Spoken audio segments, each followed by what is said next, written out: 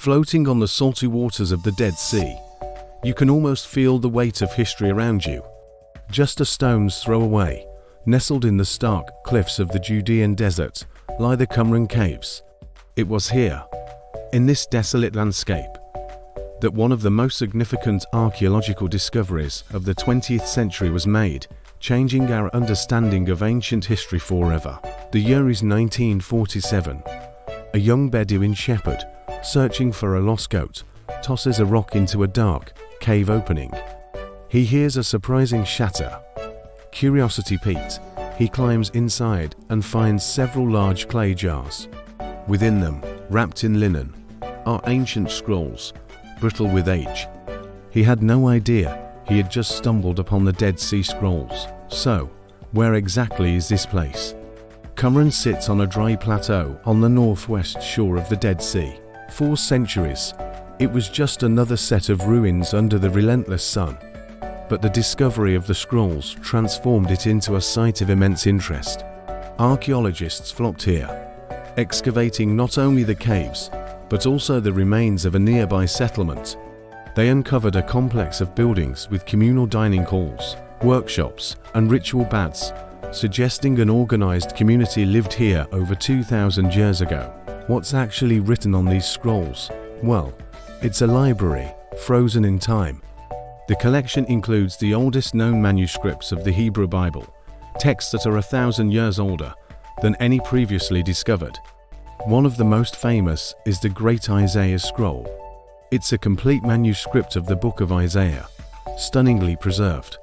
Imagine reading the same words that people read in the time of Jesus. Beyond the biblical texts, there are also sectarian documents, rules for community life, war manuals, and calendars. These give us a direct window into the beliefs and practices of a mysterious Jewish sect. One of the most mind-blowing aspects of the scrolls is their textual accuracy. When scholars compared the Great Isaiah Scroll to the modern Hebrew Bible, they were astonished. Despite a 1,000-year gap, the text was virtually identical.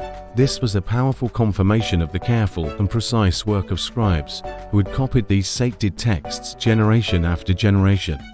It shows an incredible tradition of preservation, ensuring the texts we read today are faithful to their ancient origins. So who were these meticulous scribes? The prevailing theory is that they were members of a Jewish sect known as the Essenes.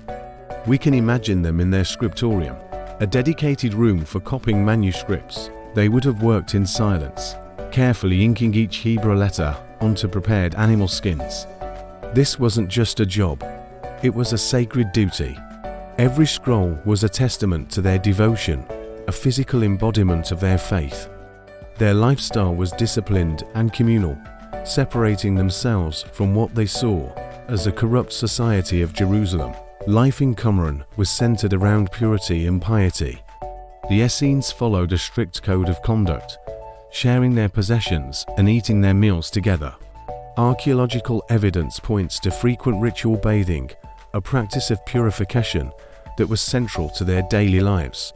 They saw themselves as the true children of light, preparing for a final, apocalyptic battle against the forces of darkness. Their writings paint a vivid picture of a community waiting for a messianic age, holding fast to their beliefs in the isolation of the desert.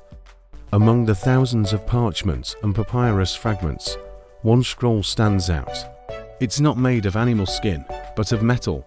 The Copper Scroll is a true enigma. Unlike the other scrolls, it's not a religious text, but a treasure map.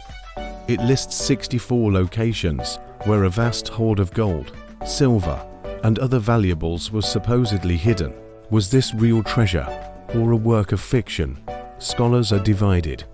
Some believe it details the temple treasure, hidden for safekeeping before the Romans destroyed Jerusalem. To this day, none of the treasure has been found, making the Copper Scroll one of history's most tantalizing mysteries.